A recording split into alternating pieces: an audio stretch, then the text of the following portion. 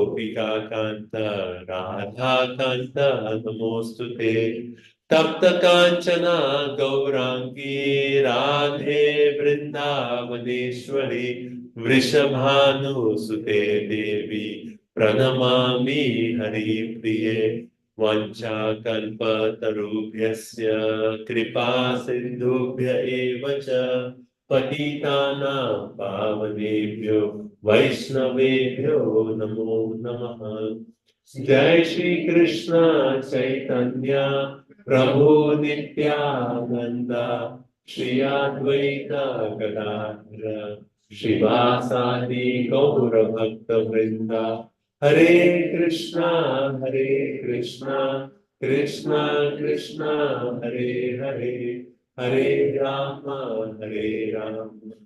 Rama Rama Hare Hare. There are two more prayers. It's not in the Bhagavad Gita. Namo Vishnupadaya Krishna Krishnaya Bhutale Srimate Bhakti Vedanta Swami Iti Namine Namaste Saraswate Deve Gauravani Pracharine Nirvishesha Shunyavadi Paschatya Deshvarine. Hare Krishna. Okay, so I was thinking maybe I'll start off with a question and then we'll come to the homework. But before that, one question. So when you hear Bhagavad Gita, what is the first word that comes to your mind? Krishna, okay? What else? Let's think of more. I mean, yes, Krishna, yes, he's the speaker of Bhagavad Gita. What else? Anything? The book. The book, okay. What else? War, okay, yeah, war. Anything else? Arjuna and Krishna conversation. A conversation, yeah, a dialogue, yes, dialogue, okay.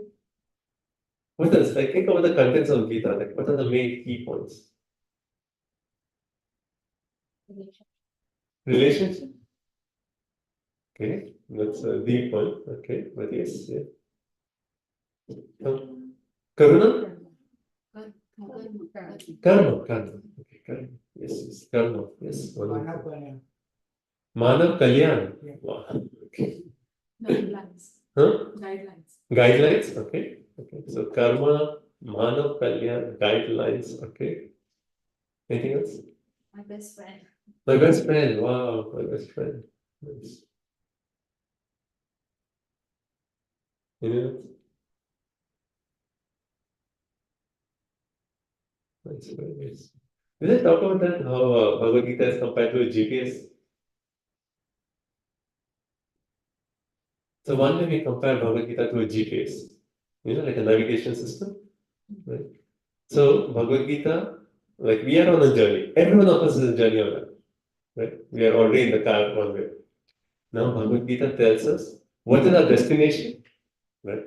And then it will tell us what is the route to take to go towards our destination. And then if you take a wrong turn, what does GPS do? Rerouting, right? Rerouting. So if you take a mistake in Bhagavad Gita, says, okay, you made this, okay, now you can go this way, still reach your destination. So that way Bhagavad Gita is compared to a GPS system. Because many of us, we are in the journey of life, we are driving, we don't even know what is our destination. Right? What is our final goal? Well, Bhagavad Gita first of all said, okay, this is our final goal, and this is the way to go through. Another way Bhagavad Gita is compared to is an X-ray. Like X-ray? Everyone knows X-ray, right? So why is Bhagavad Gita compared to an X-ray? Like when you, let's say you hurt your hand, right? And you have some pain. Outside it seems like everything is good, right? But when you go, what does the X-ray machine do? It will scan and say like, oh, small fracture. Right? So we are all on a journey of life. And we think that, yes, everything's okay. But Bhagavad Gita reveals the inner point that is actually missing, that is causing pain in our life. Why do you have so much anxiety in our life? Bhagavad Gita will give that inner meaning. Will show like a GPS, it will reveal, oh, this is the main reason why we have so many anxieties in our life. And life is filled with anxieties. And the third point is Bhagavad Gita is compared to an ocean. Okay, ocean. So why Bhagavad Gita? Like, okay, so let me ask this question. When people go to the beach and you see the entire vast ocean, what thoughts come to your mind? Endless. Endless, yeah. So Bhagavad Gita, wisdom is endless. Every time you read the Bhagavad Gita, you'll get a deeper meaning to it. It's endless wisdom. Which says living wisdom. As we progress in our bhakti, Bhagavad Gita will reveal deeper and deeper points to us. So it is endless wisdom. What else? When you go see the ocean, what do you feel? Hare Krishna, welcome. Deep.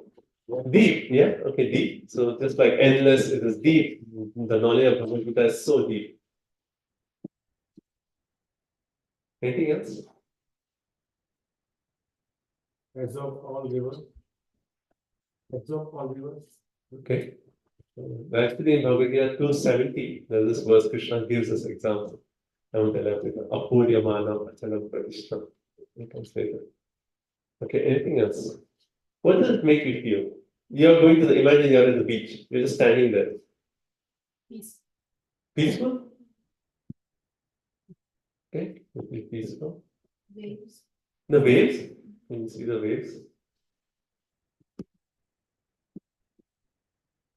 You feel good all around. you feel good. Okay. One thing I was looking for this answer is when you go and stand on the beach, not only you see the ocean is so vast, endless, you feel yourself so humble in front of it. Then all of a sudden you realize that is so vast, but I am so tiny. One wind comes and I could be overcome by the entire ocean. We are so tiny. Right? And so similarly, Bhagavad Gita actually gives us the point of humility. We understand who we are by seeing the depth of the knowledge of Bhagavad Gita. Right? That is one point. And the second point is when you go to the ocean, Hare Krishna, welcome. When you go to the ocean, you'll see some people they'll just stay a little bit away from the ocean. Right? They'll appreciate the ocean, but they won't go inside. It's too cold. Or whatever. Some people will go on the beach and they just dip their legs. Just near. That's it. You know? Right? And then some people, like normally in India, you see like the elderly women, they'll go and they just put their feet. That's it. Right? No more. And then some of them who are like enthusiastic, they'll go jump, go inside, face the waves. Right? And the kids. And the kids, yes. And why am I saying this? Even with the Bhagavad Gita. There are so many people, they appreciate the knowledge of Gita, but they'll say it from a distance. Oh, nice, very nice. I know Gita. It's very good. And then some people will say, okay, little bit. Not too much. Little bit I'll touch the water. Little bit Gita is good. Hare Krishna, Hare Krishna. And then some who really dive into the nectar of the Bhagavad Gita. And when you actually enter into the ocean, like how people go for, what's it called? Scuba. Yes, scuba diving or what's it, snorkeling? Yeah, scuba diving. When you go inside, it opens a whole world there. It's a whole new world. You see so many things and all new aquatics and all this, and it's a whole life there. And who gets to see that? Not the person who's just standing away, not the person who's just speaking, the one who actually really touches it. Similarly, Bhagavad Gita, when we really dive into the knowledge of the Bhagavad Gita, it opens a whole new dimension to our life. And this, our whole life, it gives a whole new meaning that this is, the whole new world is there. They say, if you consider a circle, right, of all knowledge as a circle, there is one slice in that knowledge that is a knowledge that we know, we know. We know, we know. You with me? Like in the sense, like, okay, what do you study in school? In school? Yeah. Science. No, I mean your undergrad or your specialization? Chemistry. Chemistry, okay. So Prabhu knows chemistry, I know chemistry. He knows that chemistry is there as a subject, and I know chemistry, right? And let's say, what is a weak subject? Sorry for asking. What I'm doing right now, IT. IT. Everyone does IT. But let me say, for me, my weak part was statistics. So I know that is subject statistics, but I know I don't know, right? So I know something, this subject is there, and I know I know. The other thing, I know it is there. Like if you ask me like biology or zoology, I said that I know it exists, but I don't know anything in that, right? So in the entire circle of knowledge, one slices, I know, we know this, and we know this is the knowledge I know. Other slices, the knowledge that we know it is there, but we don't know. We accept it. But the remaining is all the knowledge we don't know, we don't. It's too confusing.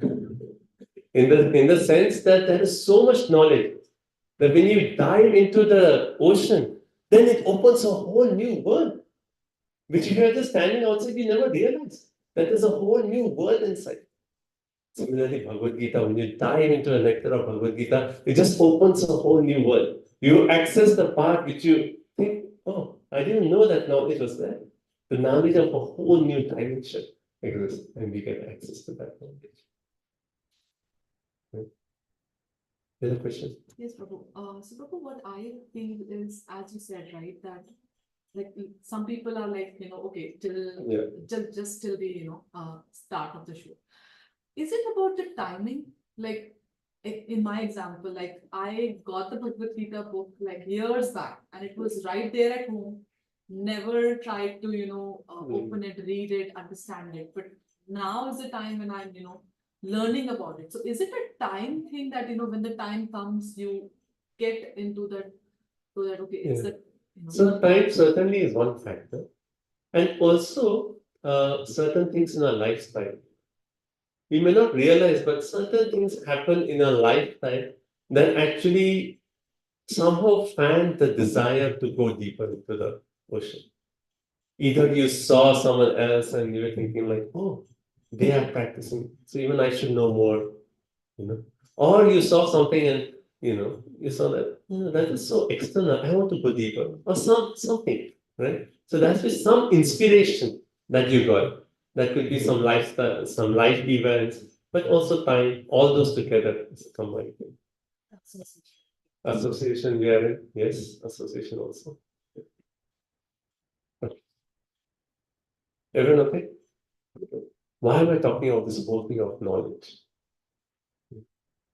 Because the entire knowledge of Bhagavad Gita, just like the ocean, right, should actually make us humble. Right? And now coming to your homework. What is the homework? Okay. So how many of you know the shloka by heart? Okay, 1, 2, 3, 4. Okay. So can you recite one line and we all will recite after you? Karpanya doshopahat swabhava. Okay, everyone together. Karpanya dosho pahata svabhava. Ichhami tvam dharma samudacheta. Pritchami tvam dharma samudacheta. Yakshreya nishchitam bruhi tanme. Yasreyasa nishchitam bruhi tanme. Shishyasteham shadimam tvam prapannam. Shivyasviham shadimam tvam prapannam. Wow, very nice. It's so nice and nice melody also. Okay, I what? was not able to read the words at the beginning. So it's Anyone else? One more we can go.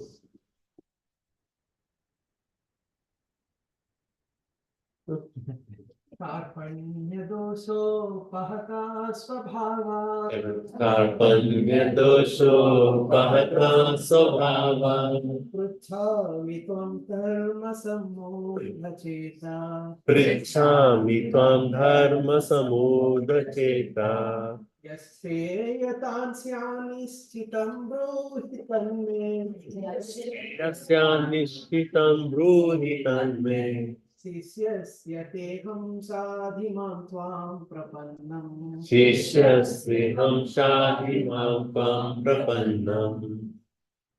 How many of you learned? Can I say again? The shloka? Okay. Maybe let's try one more week. Let's try to memorize this. A very nice shloka, 2.7.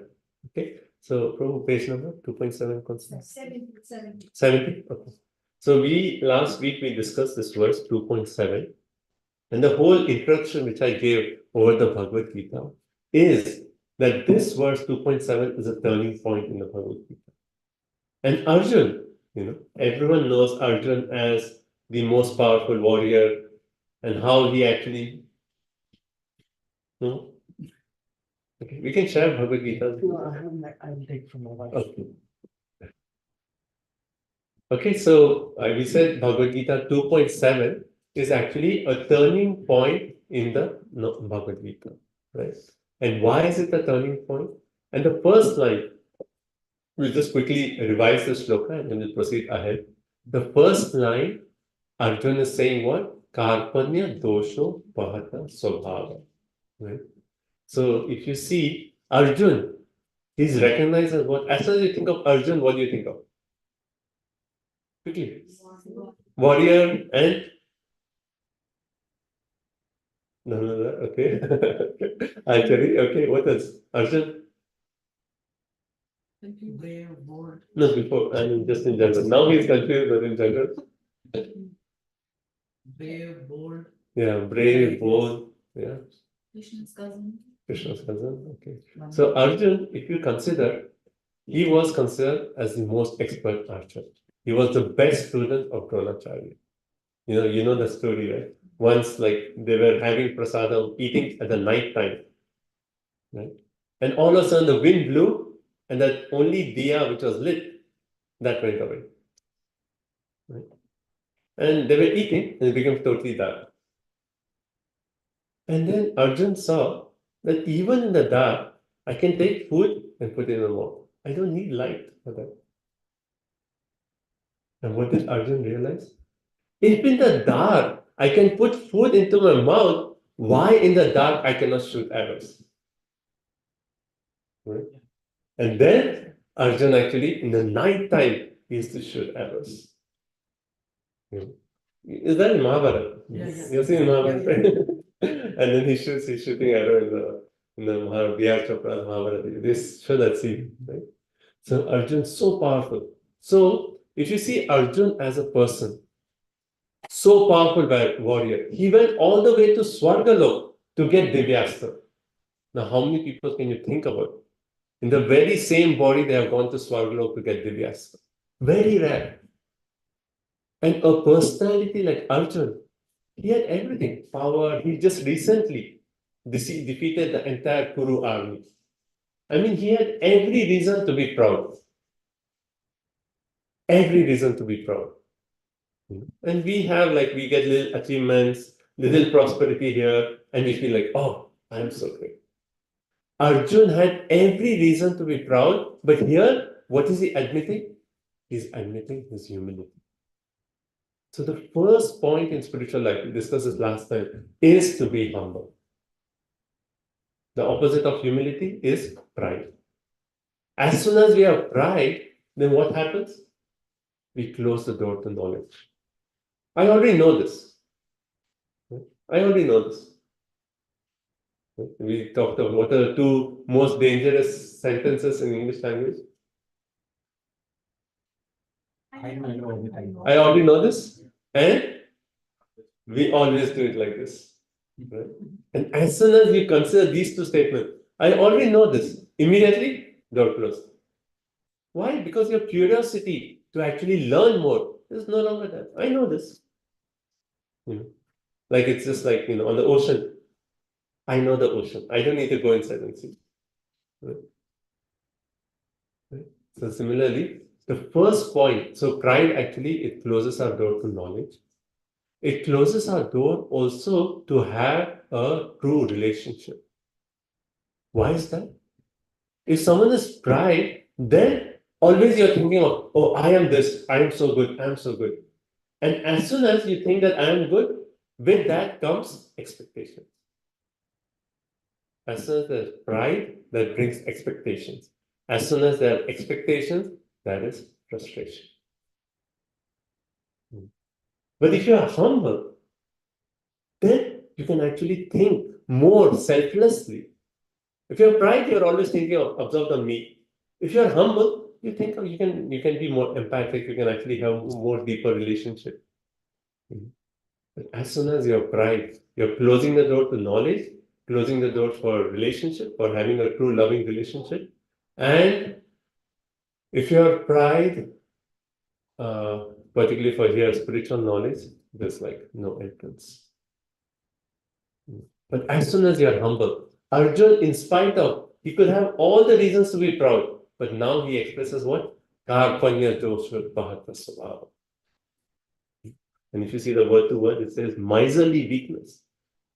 Arjun is saying, oh Krishna, now I'm admitting my miserly weakness. Right? And then, prichami tvam dharma samudacheta. If you are humble, it opens the door to ask the right questions. If you're pride, your questions will be more of like, okay, I have this, let me get more of this so that my position goes here. And we miss out on the real questions of life. But here, Arjun, as soon as he accepted the position of humility, what happened? Prichami tvam dharma samudate. Now I am open to actually ask the deeper questions of life. And last time we discussed this. 5 main questions. First of all, to understand who I am. We become so proud of our possessions that we don't even think of, actually who I am. Beyond this body, who I am. Beyond my emotions, beyond my identification, who I truly am. But humility brings the right questions. So, prichami tvam dharma samudadita. What is the right duty for me? Right? How should I act in such a way? Then third line is what?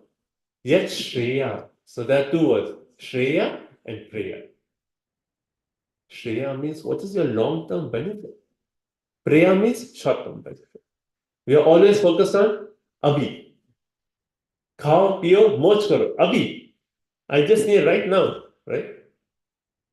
But with that humility, we are prichamitam dharma samudaya. Yes, Shreya. What is my real benefit? How can I act in such a way that I will be acting for my true benefit? Right? Nishitam, I really want to know this. Shishyasteham shabhimam pampanam. I am your disciple, O Krishna. I have surrendered unto you. You please instruct me. So the key to progress in spiritual knowledge is humility. Right? Humility opens the door for us to learn more and have a whole journey in our spiritual life. Okay. Now, second point that we discussed last time is, okay, I'm humble. I have questions, but whom should I ask? Right? Whom should I ask? And then here it actually is Shishya. I am becoming a disciple. Arjun saying, I am becoming a Shishya. That means he is accepting Guru. And who is the Guru here? Krishna himself. So Prabhupada explains in the explanation that yes, Krishna is the Guru, and you can also accept a Guru who is teaching the same thing that Krishna taught. So accept a personality as a Guru who is a representative of Krishna. In the sense, Krishna gave this knowledge. If the Guru is also giving this knowledge, that means he's a bona fide representative of Krishna. So that's why we say Guru means he is in line with Sadhu and Shastra.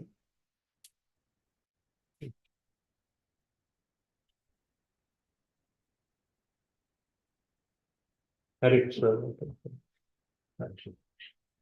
Guru means one who is in line with Sadhu and Shastra.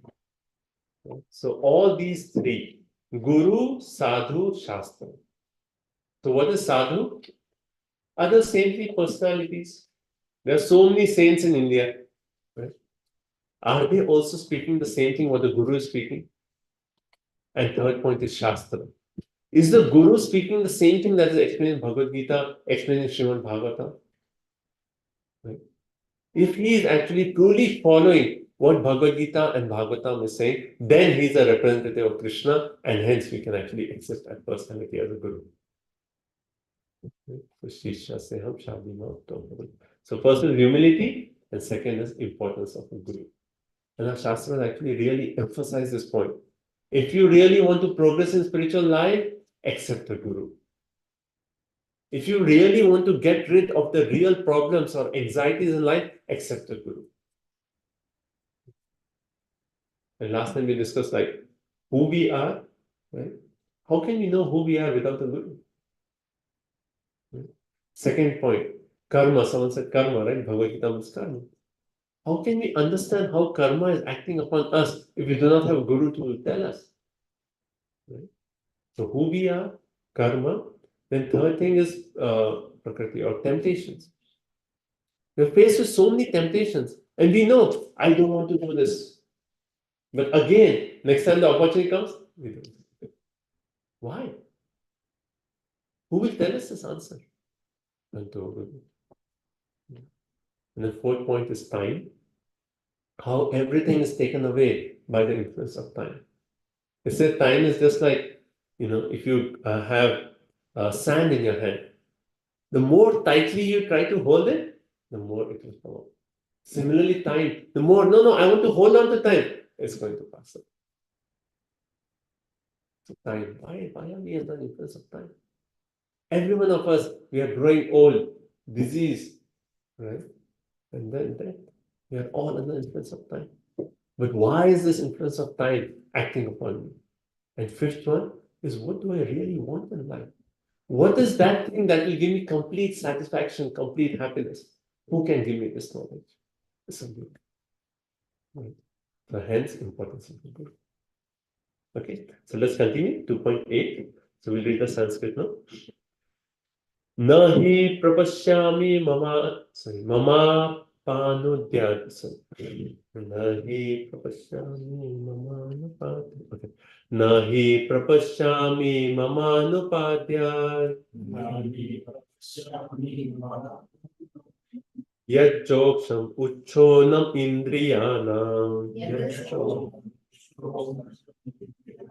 Avapya bhumau asapatnam riddham.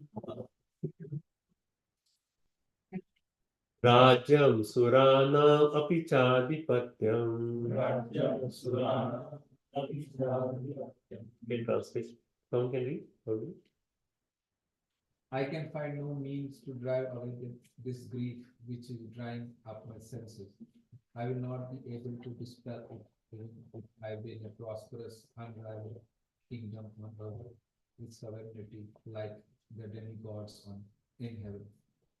Okay, so he says, I can find no means to overcome this grief. This grief is so intense that I have tried to use all my intelligence, my strength, whatever I have, whatever I could be proud of. I have tried to use everything, but still no solution. And hence Arjun finds himself helpless. Helpless. Right? And then further it says, Avapya bhumo asapatnam riddham rajyam surana. Even if I get a Rajya, like Sura, what is it? Sura and Asura.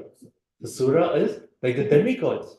Even if I get a Rajya like the Sura, like the demigods, still I will not be able to find happiness. And what does this tell us? If Arjun is admitting in that state of humility that even if I get everything in this material world, right? I can get all the property, everything, money, everything. Still, I will not be happy. So that is something beyond all this that will give me happiness. And I don't know what is that. You, Krishna, you please guide me. Okay, 2.9. Sanjay Vacha Evam Uktva Rishikesham Gudakesha Parantapa Na Yutsa Iti Govindam Uktva Tushnim Bahuvaha. Sanjay said, having spoken this, Arjuna, chastier of enemies, told Krishna, Govinda, I shall not fight, and fell silent. So it's interesting that here, if you see the Sanskrit, Evam Vuktva Rishikesham, it says Gudakesha Parantapa. So Arjun is saying that I shall not fight. But why is Sanjay using the word Gudakesha and Parantapa? What does Gudakesha mean? You know? It's overcome sleep. One who has actually overcome sleep and ignorance. Sleep reference to ignorance. So one who has overcome ignorance, that is Gudakesha. Arjun, that's one of the names of Arjun. And then Parantapa. Parantapa means one who is going to destroy all his enemies. He's so powerful, he can destroy all the enemies. So Sanjay is saying that Arjun, now he said, I'm not going to fight. And Dhritarashtra, what he must be thinking? That's it. We'll win now. Now we'll win. If Arjun doesn't fight, no chance that we lose. We are going to win. But Sanjay is so expert. He said, Dhritarashtra, don't be too hopeful. Because Arjun is Gudakesha. He's Parantapa. For sure, he will overcome this ignorance and he will fight. He will chastise all the enemies. He is Parantapa. He will for sure. He will fight. So you see the contrast. Arjun mood, but still he's telling Dhritarashtra, don't be too hopeful. He's going to fight. Then text 10. Tam uvacha Rishikesha Prahasan Iva Bharata Senayor Upayor Madhye Vishidantam Idam Vachaha. Bharata.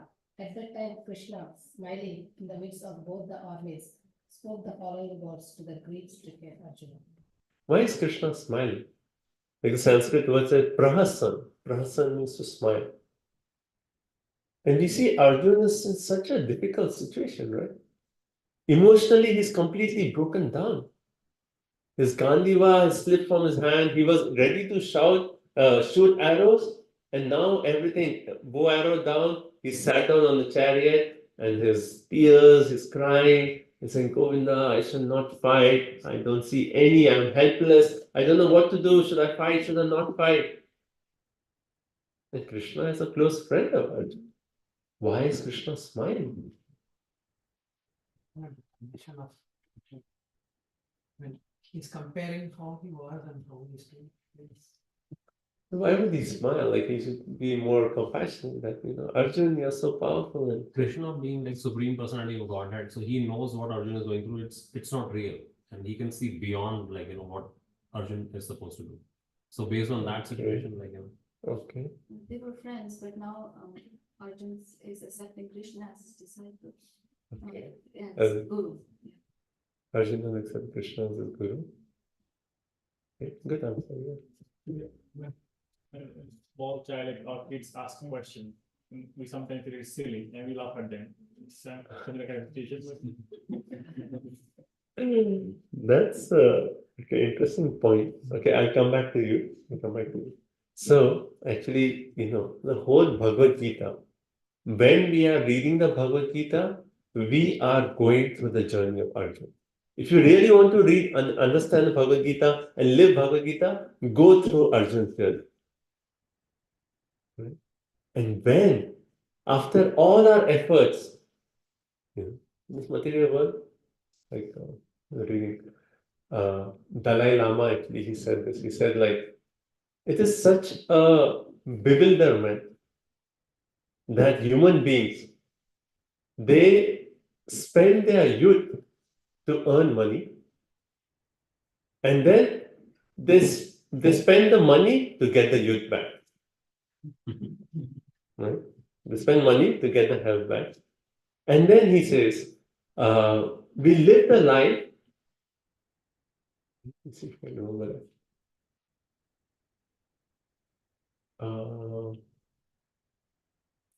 Missing one part there.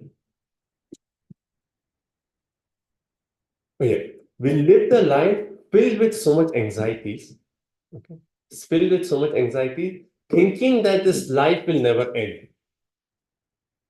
And then at the time of death, we lament that actually I didn't even live my life. Because there's so much anxiety, I didn't even live my life. And it was interesting, I was thinking of that. And this is true, so true to our way of living. Right?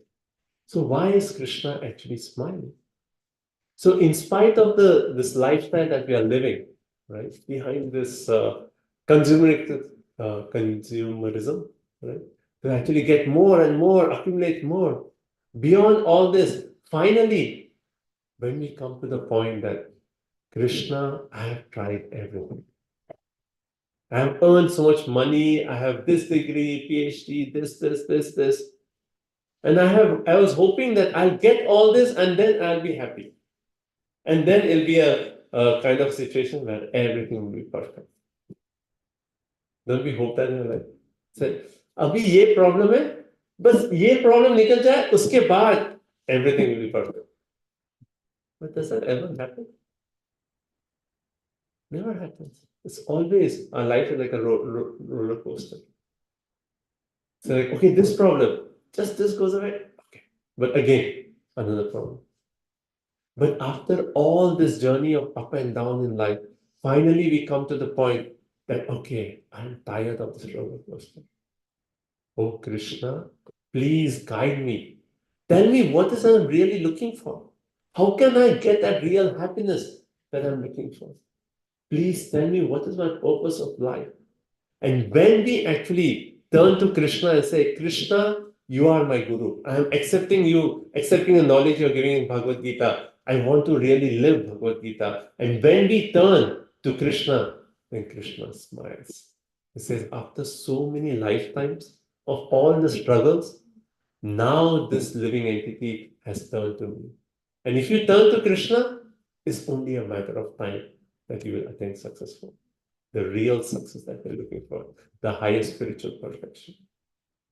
It's only a matter of time. But if we from our heart really turn to Krishna, then Krishna is actually waiting for us. How long will you struggle? I am right here. I'm willing to give you all the answers. Just turn to me. And when we turn, then Krishna says, okay, now you're ready to get the answers? Here. Here is everything you need. You can live a perfect life. You can get the highest perfection that you want. You can get the highest happiness you want. But now you have turned to the right source in Krishna's mind. This is a journey for each one of us. Krishna is like it says in Bhagavatam, how Krishna is so eagerly waiting for each one of us. That when will you give up this whole effort on like, okay, I can figure it out, and say, oh, Krishna, please, you help me.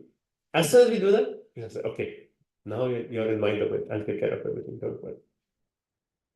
And hence Krishna smiles. Is that okay? Makes sense? Right? So if we are living the Bhagavad Gita journey, and at this point from our heart, we are really in that Arjun's position that, yes, this knowledge of Bhagavad Gita is so important for me. I really want to know. I really want to understand what is my purpose of life, why I go through all these anxieties. I want the answer. And if we are really turning the Bhagavad Gita, Krishna says, okay, good. Now he smiles and then he starts to give the knowledge. Now, everyone okay with this answer? Now I want to point something that Prabhu said, which was interesting that our acharyas make this point that one day Krishna and Arjun, they are best friends. Arjun is always like, they are actually Nar, Narayan, Rishi. They are actually always associates, always together. So Arjun was, one way there's no question that he will be put into this kind of ignorance. Right? He is a pure devotee actually. How is it possible a pure devotee is already in connection with Krishna? How can he, put up such questions and be in depression? There's no possibility. But Arjun was put into this situation so that this conversation of Bhagavad Gita takes place for our benefit. Right?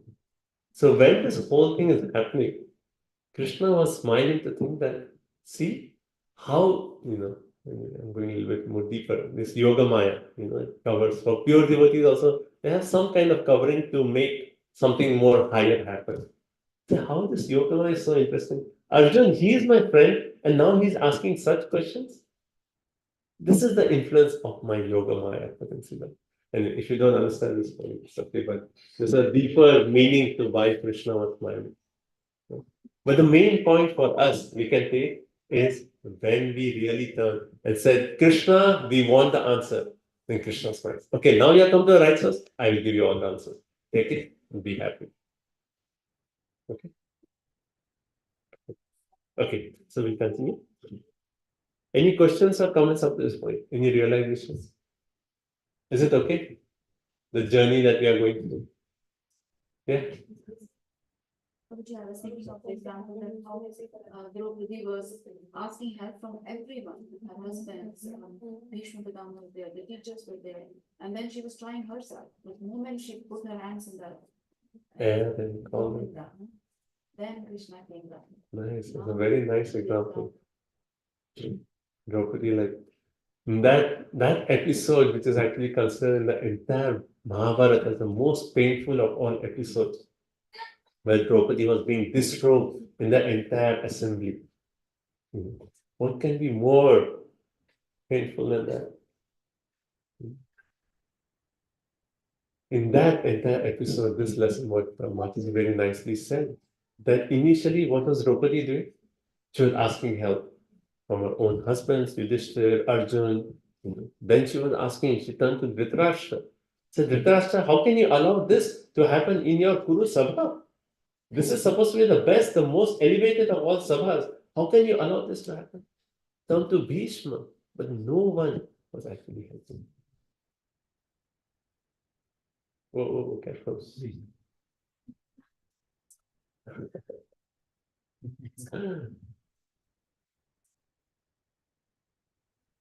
And then, when Dushasana started to destroy Draupadi, initially she was holding one hand to protect herself. But what is her strength in front of Dushasana's strength? And so she was holding one hand, and one hand she was calling out, Krishna, help me. But she felt, I'm powerless in front of Dushasana's power. What is my power? And she gave up both her hands and then she called out, Govinda. And immediately Krishna appeared in the form of. Actually, Krishna personally appeared and then he actually blessed her with unlimited sadhana.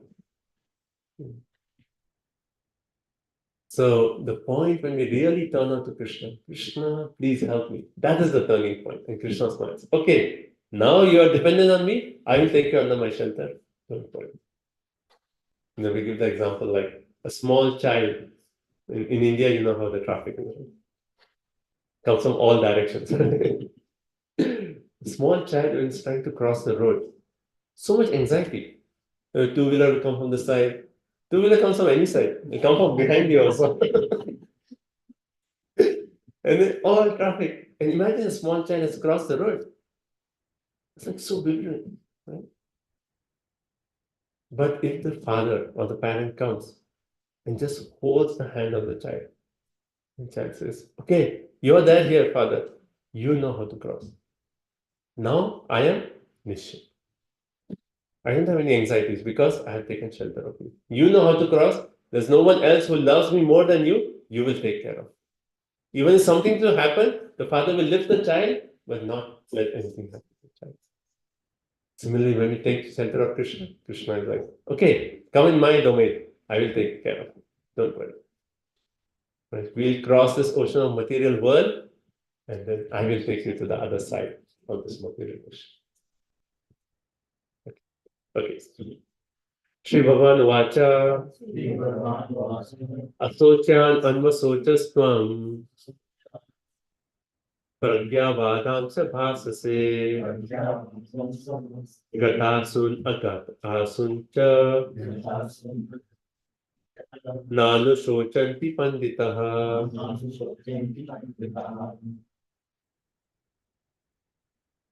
Okay, translation from the Guru. The Supreme Personality of Godhead said, while speaking learned words, you are mouthing for what is not worthy of grief. Those who are wise lament, lament neither for the living nor for the dead. So if you see the first sentence in the purport, as this reader, the Lord at once took the position of a teacher and chastised the student, calling him indirectly a fool. Right? Did we already read this in the starting of the second chapter? Right? Krishna has already used very strong words to chastise Arjuna. Anyone remember anyone? Huh? Shudram, yes? Okay. What's that one? Importance, like labium. So he used very strong words. Anarya Dushnam Asvargyam Akirtikam.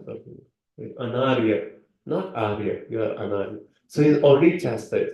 And now, when again Krishna has now surrendered, Arjuna has surrendered, Krishna is using very strong words. And he's saying, Asochan Anvasochastva, Pragyavadam Stabhasasya, Gatasum Agatasum cha Nanu Sochanti Pandita. Panditaha means a learned man, right? So you're not acting as a very learned man. And one may, at this point of Bhagavad Gita, think about it, that all the points that Arjuna actually said is actually very intelligent. All the reasons that Arjuna has given for not fighting is very intelligent. Everything, if you think like, wow, such a thoughtful point. And then you say, here, why is Krishna again chastising Arjuna? And he's saying, you're not a Pandita? What is the point that is missing in Arjuna's entire analysis of this reasons not to fight? Arjuna has used his, first of all, his emotions. That he saw everyone, he was feeling the mood of compassion, which is a very good quality. He used this quality of compassion, right? And then he uses intelligence. So emotionally, his mind, then intelligence. And using his intelligence, he made the points about like, if this war take place, then family traditions will be lost, the elderlies will be killed, and for the future generations, it's not very good. So hence, this war should not be fought. So he uses mind, he uses intelligence, and one will think about this point and very nice. Who can think in this way? This very nice way of thinking. But still, Krishna is actually chastising. So what is missing in Arjuna's thinking? What's missing?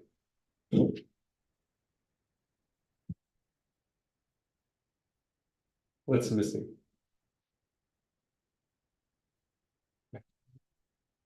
Practicality. I mean, I think Arjuna was, I would say Arjuna was practical in the sense that he was saying that, compassion, like if these are killed, then, all their bodies are dead. It's like, that is not good. So I think at that point he was being practical. His own. Spiritual knowledge. Okay, his own dharma, that, okay, I am a Kshatriya, so I have my Kshatriya dharma. The duty of a Kshatriya, Kshat means what? To protect. The Sanskrit word Shat means to protect. So Kshatriyas are the ones who protect. So he's not considering his dharma as a Kshatriya.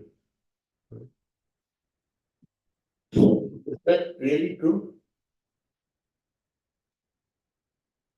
I mean, to an extent it's true, but also if you see in Arjuna's reasons, he actually made the point that, okay, everyone here, they are Kshatriyas, but they are overcome with greed. Right? So, yes, I am a Kshatriya, duty of Kshatriya is to fight, but I do not want to fight with the same intention of being greedy for a kingdom. So, he was considering the situation of Kshatriya, but he was still missing the point. Does that make sense? So to the doer, he will kill everybody, but life is eternal. Okay, he was thinking of the doers. The Prabhupada the point. What was it? Missing the spiritual, Spiritual perspective. he's only thinking materialistic way that the body will be lost. Okay, He's he's missing the my spiritual. own, spiritual masters, but what my karma is, he's not seeing from that, what Krishna was giving. It's covered by a cloud of Maya. It's making him. Okay, but we are saying, okay, what is that? What is that covering of mind? Which is, To do our duty without the bias. okay, we have to do our duty without the bias of looking what is right and what is wrong. Not enough knowledge. Not enough knowledge. Okay. Oh, good point. He was thinking of him as a body, not as a soul. Okay. So this is the key. And Prabhu also, I think few of you were referring towards that point. But Arjun's main point, and this is so practical to us, that yes, we make so many decisions in our life. And most of our decisions we make are based on what? What will make me happy. Right? Right? That's how we decide, right? Should I do this or should I do this? Which will make me more happy? I will do that. Right? So we make decisions based on some emotions of our mind. If I do this, there's pleasure in this, hence I will do so. And so. Hmm. Or we make decisions based on what? Our relationships. Right? I'm going to make this decision because this is best for my child. Right? Or I'll make this decision because this is the best as a family, this is the best thing for us. And isn't that good? Yeah, it is good. But still, there is one point that is missing. And that is the first knowledge that Krishna gives Arjuna. That yes, you have tried to make a decision based on your emotions, based on your intelligence, right? But beyond all this, you have forgotten to consider the decision based on what is the best thing for me as a spirit soul. Because, in essence, we can consider what is good for our emotions, we can consider what is good in terms of our relationships. All this is good. But if we are missing that main key point, that each one of us finally we are spirit souls, we are Atma, that's our real identity. If we are missing that point, then all these other emotions and relationships, they are temporary. They're going to come, they're going to go. Right? If you have missed the consideration of a spirit soul, we have missed the whole thing. And that is the main thing. That's hence the first instruction that Krishna is giving Arjuna. Yes, all your reasons are very good. But have you actually considered all those reasons from the perspective of your real self? Is this the best thing for me as a spiritual self or not? So, see, the point of Bhagavad Gita is not that we ignore a consideration in terms of relationship. Oh, this is the best thing for my family.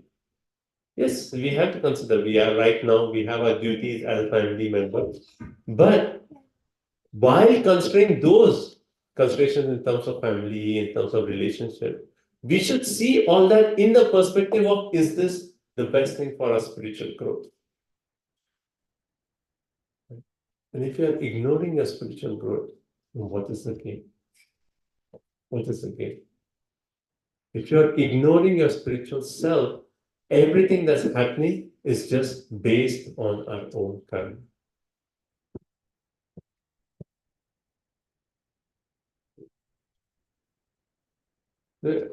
You see your point? No?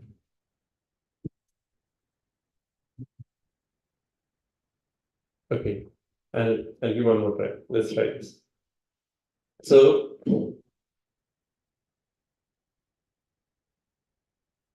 okay. How much control do you have about situations you are put into? Zero? Yeah, that's true. Zero. But we always think that we can give our best, right? Like, Okay, so first we are just talking about the situations that come upon us. Now we'll discuss how you act in that situation. Okay. So situation that come upon us. Like I have a cold. Like could I have this control it like, oh, I have got this. I don't want this. So turn the knob and say, okay, this situation is not good for me. Take it away. No.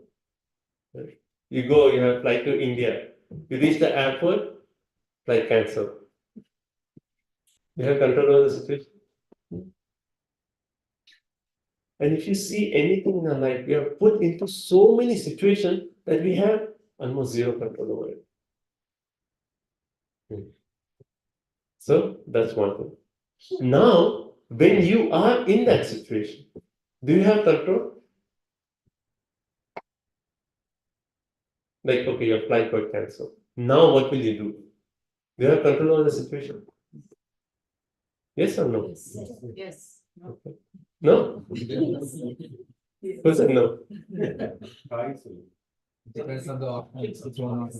Based on No. my experiences, like, if I have a cold, I'll take medicine. Yeah. If I miss the flight, I'll try to look for a hotel and try to Yeah. book another one. So, So we try to do what we see the best in that scenario we can do, right? okay. So your point is we do have independence to make a choice. To choose, right? To choose. Yeah. Yeah. The way it's being said, like chocolate, banana, choose, right? What do you want? Everyone agrees with that? Yes. Sometimes we not. Can't say that. We may not have options. We may not have options. I think there's always an option. We have to do something. Yeah, we have to do something about it. There's always an The option. power is out, you can't lit up the candle, right? If you're driving, then your tire burst, you take a cab, right? So there's always an option being there. You There is can- always an option. Now, That's not, then what is it? there's always some option will be there. You're put in a particular situation, how you deal with it. Some choices will be there, and you have to make a decision. So, if you see how much independence do we have to make that decision? So, everyone thinks we have full independence. No? Actually, Bhagavad Gita makes the point that we all have a particular swabha. I'm not talking spiritual swabha, our own swabha. And what does that swabha mean? Based on how we have lived our life, we have already trained our mind to work in a certain way. So when the situation comes, and now we have a choice, if someone sees your way you have lived, they'll say, for sure, this person is going to make that choice. Right? So even that choice we are making at that moment is dependent on how we have trained our mind, based on our past experiences. So that way, actually, that also we are not making a fully self-independent decision. Agreed or not agreed? Agreed. Right. So situations that are put upon us, we don't have a choice. How we are acting in that situation is just dependent on what swabha we have cultivated. So at that time, we are actually not making a decision. Then how are we living our life?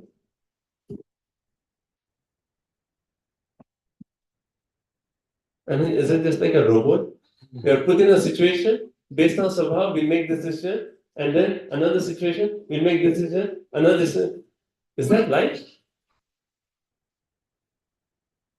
Materialistically. So everyone is with me? Yes. Getting the point? Yes. So if we are actually forgetting the spiritual perspective in our life, we are just living our life based on how the karma is planned for us. So we are controlled by the laws of karma. And based on the karma, if your karma is this and this, you'll put in this situation. Based on how you have cultivated your previous life, you will act in this way. Where is that independence? That independence comes when we actually bring in the spiritual wisdom and give a consideration that actually beyond all these karmas, beyond all the choices I'm making, I am actually spiritual self, I am Atma. Can I actually think in this situation, what is the best thing for me as a spiritual self? And what is that best thing? So, okay, everyone with me? Prabhu, do we have that much of time? Wait. You think? It's so instant. So your decision is more of impulsive. So we have different four eyes. A decision either impulsive, right? As soon as it comes, this is how I am. That's how I'm going to do. Second is indecisive. It comes, ye karu ki ye karu. this or that, this or that. This or that.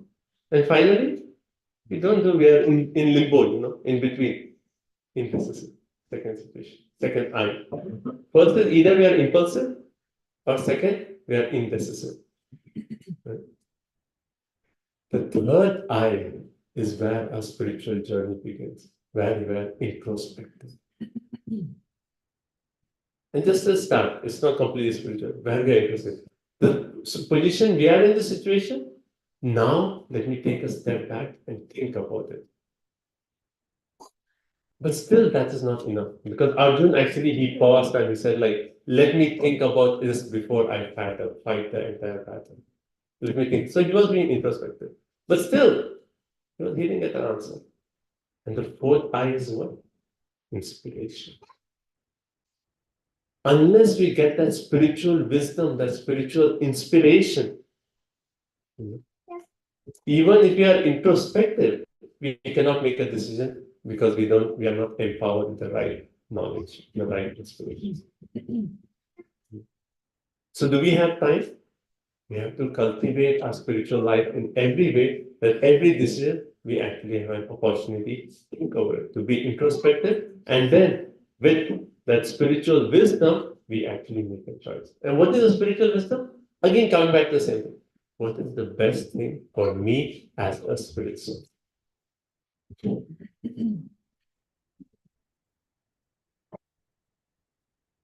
Is everyone lost or? So you want to put that Atma first, right? Our soul first, and then intelligence and mind, everything. So you need to think about in the perspective of Atma. What is good for my Atma? What's my good for spirit? Whatever, and do whatever in the situation, how I need to act. Yes, exactly. That's the point. That we have to think in terms of a spiritual self. We are not ignoring the other aspects, but we are thinking of everything. Okay, relationships, I need to take care of this, I have to do my duties. Arjuna as a Kshatriya, I have to do my Kshatriya duties. But can I give my spiritual life, my spiritual self, my first priority, and do everything else, keeping this as a center? But does it help that thinking about the spiritual in the condition, does it help to make perfect decision or right decision when I was in that situation? So what's the question? Um, if you are in a situation Yes, somewhere, if you you are in a have to make situation, decision, okay, yeah. and we know that based on the past experience, based on your knowledge, and based on your maybe intelligence, you take a decision. But at that point, thinking of those in terms of spiritual thing, does it really help? Like, okay, I have to take exactly this is the right decision to go for it. Does it help? Yeah. Is that your question? Yeah. That comes back to the same point that Krishna is going to make to Arjun, that our whole journey of life is to grow in our spiritual self. If you're living our whole life and you're forgetting our spiritual life, then what is the purpose of it? That's the point, like our Prabhupada used to give this example. Like a bird in a cage. Now we are just taking care of the cage. Getting a gold cage, getting diamonds, putting on the cage. We are not taking care of the bird within. Is that helpful? Like we need a good cage for sure. If the bird is there, we need to take care of the cage. You may have to clean it. So similarly, we take care of a body, we take care of demands of the mind, but not ignoring the bird inside. Similarly, we do all these decisions, but not ignore our spiritual self. That's the whole. Just answer the same question Yeah. right in another way, like that. If I take a decision based on the knowledge and experience or whatsoever I have, right? Does it help? Like the question that Prabhu had, right? If I do it with my knowledge and experience, it may help, but that's again a short term. I'll still not feel fulfilled and satisfied. Yeah. But if I go spiritually right, that is definitely the fulfilling and never a second thought or question may come. Right. And also your knowledge of the situation may be limited. And Yeah. Now adding to my question too. Okay. Yeah. So we understand this is spiritual, right? Like, I mean, it's right, like the decision that we need to take, right? But eventually there is a fall down. Even for the devotees, there is a fall down, right? So you need to be a spiritual master, like, where you have a full sense gratification. You understand, like, how you will not fall down in your decisions. So being like, taking decisions spiritually is not easy, right? Mhm. It's easy to understand, but you need to be there. You need to be Okay. actually there, right? Like, Okay. to take those decisions. So what is the same question? Like all these questions, you'll find it somewhere or other in the Bhagavad Gita. The same question Arjun asked Krishna. Which chapter? In chapter number 6. And he says, like, even if I give priority to my spiritual self, and then after some time, I lose that focus and I get back to my material way of thinking, then is that like a lose-lose situation? Krishna says, no, it is a win-win situation. In the sense that any spiritual benefit you actually do, anything you do, like, okay, this is going to help me grow spiritually, that is your eternal benefit. No one can take that away from you. So, yeah, is it easy? No, it's not. And taking But decisions it's a every joy. time that way, right? Taking, Exactly, every that's something time. like, you have to be there, like, But, having, like, I'm we are talking. conditioned so like, we are conditioned so, right? Condition comes, we think it's there, no, Yes. the short-term benefit, we just run from that, right? Probably it's just a training that we have to go through to start cultivating the habit, at least to go in that path, not at least reach a destination probably in that. And that's been said, like, you need to be in association with those, like, that can guide you on the right path. Okay. So we will come to this point again in third chapter, where again Arjun is going to ask something similar. Yes, I understand. All this makes sense. Okay, I have to make a decision, keeping my spiritual self in front.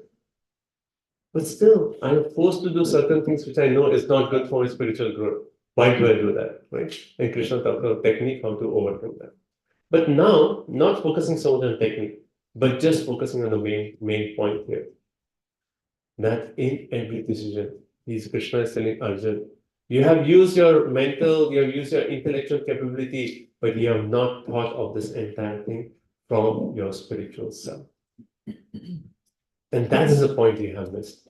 And that's why you're not able to make a good decision. That's why you're going through so much depression, so much anxiety, so much emotional breakdown, because you have forgotten the I in the whole picture. The I is our spiritual self. Now, the point is, what is the best thing for my spiritual growth? Like every situation, like I said, okay, you're at the airport, flight got delayed, I have to make a decision. How can I relate this to my spiritual self? Is it possible? Yes or no? It's possible? Possible? Yes. It is possible. That is the whole point of Bhagavad Gita. That every decision that we make, even in our material day-to-day life, we can keep the priority of the spiritual self. And that, how to do that? That's what the Bhagavad Gita teaches. As we proceed on. But the first point that Krishna is telling Arjuna is you have forgotten the real I while you are considering the whole picture. And that's why you are confused. Yeah, right. I remember one story of one king and Pradhan. Maybe to permit that. Yeah, okay, go ahead. I mean, similar like happened. So it happened one day, king and his Pradhan went to the jungle, and what happened? His king Pradhan got something. No, sorry. Due to mistake of Pradhan, king got cut his one finger, and king got angry on Pradhan and he put him in the cage. But Pradhan is so spiritually enlightened that he's happy. He says whatever is happening for good. So he's happy. And the guard says, why you are so happy? So he says, whatever is happening is good. It's good for me. And then the next time the king went to the jungle and some man kidnapped him to give the bali to his god. And then they saw the king's got missing finger. So And they he kind cannot of do it. confirmed it. So he released him. Yes. And the king came back and released Pragan that because of you, I got saved because that day my finger got killed. So he says, this is the situation. I mean, whatever you are in the situation, you are uplift, like you will not be in that karma. So whatever the karmas have done, he went to the cave and he had to suffer the pain. And king also suffered the pain, but at the end of the day, everything was happy. And then it continues that the king actually tells that minister, he said, okay, I see the good in my finger get cut off because then I'm saved from sacrifice. Yeah. But what is the good in you going to prison? Yes. And then the minister said, if I were not in prison, I would be the Bali there. Anyway, that's the point. So, anyway, so it's time now. We'll stop. We'll stop. We'll discuss this more. This is like something, I have presented the point, but it will require few sessions to just imbibe the whole concept of our spiritual self. How can we get priority to our spiritual self while we are living in this world? And that's the whole Bhagavad Gita. Everything that we do in our life, can we keep priority to our spiritual self? That's the art that Krishna is going to teach Arjuna. Even to the point of fighting a battle. Even while he's fighting a battle, can he keep that I in focus? What is good for my spiritual self? Can he keep that? That's the whole thing. Right? Second chapter further we'll read. Krishna says, yoga, which he is teaching Arjuna, it is the yoga karmasu koshana. It is the art of working in this world is yoga. And Krishna is going to teach all of us how you can live in this world, but at the same time have the spiritual goal perspective. Okay. Okay. Yes, Ruth.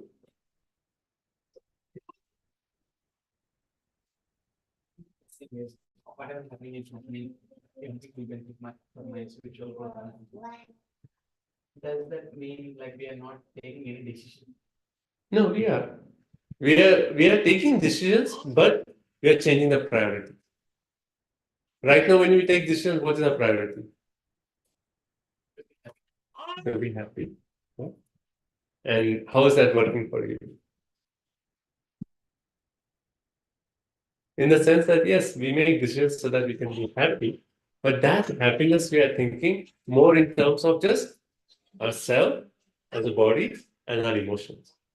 But Krishna is going to say that is a way to become happy, but happiness beyond the body and the emotions, the spiritual happiness. Right? So every situation we have to make a decision for sure. We'll still be making a decision, but now we'll look for the higher happiness. Not temporary happiness that comes and goes. We want to get a real happiness that we are all really aspiring for. So we still make it. Krishna doesn't take away like, okay, now you were a robot under karma, now you become a robot under me. No. Krishna really teaches us how to make the right decision. Yeah. And how does Arjuna conclude the Bhagavad Gita? Nasta moha smriti labdha. He says like, oh, now I have heard, now I have all the knowledge, and now my moha, all my illusion is now nashta, is destroyed. Now I know how to act, how to live in this world so perfectly, which is yes, Shreyamcha Nishtikar Mudikam, which is for my true benefit. I know, Krishna, you have given me this knowledge. Now I'll live my life in such a way. I will fight the war in such a way. That's the eternal benefit. So that is the art, the science of Bhagavad Gita, which will come up as we continue. Okay. Any other questions, comments? Was this helpful a little bit? Yeah. So we started off by comparing the Bhagavad Gita to 3. Say ocean. What's the first one? Say ocean. X-ray, ocean, GPS. And then we took the point of ocean and pointed out what? The ocean teaches us that Yes, that the ocean is so deep, the Bhagavad Gita is so deep, and in front of that, we develop the mood of humility. Right? So that brings the point of humility. And from that, we took it to Bhagavad Gita 2.7, and we made the point that Arjun, the transformation started when he accepted, oh Krishna, with all my strength, I cannot figure this out, you help me out. Right? And then he turned to a guru. So we should also turn to a guru and get the knowledge. And then, after he turned, then what did Krishna do? Smile. Similarly, when we accept the bona fide guru, Krishna is very happy. Now you have accepted a guru, now you'll get all the knowledge how to live successfully in this life. Live successfully in this life, and after that, be successful after this life also. Right? So Krishna is, he smiles, and then he starts to speak. And again, he chastises Arjun, saying that you have missed the whole point. You use your mind, you use your intelligence, you make very nice points, but still you're missing the key point, and hence you cannot make a decision. And now I will give you more knowledge about the key points, and that will be the next few verses. Okay. Stop here. Thank you all so much. Bhagavad Gita.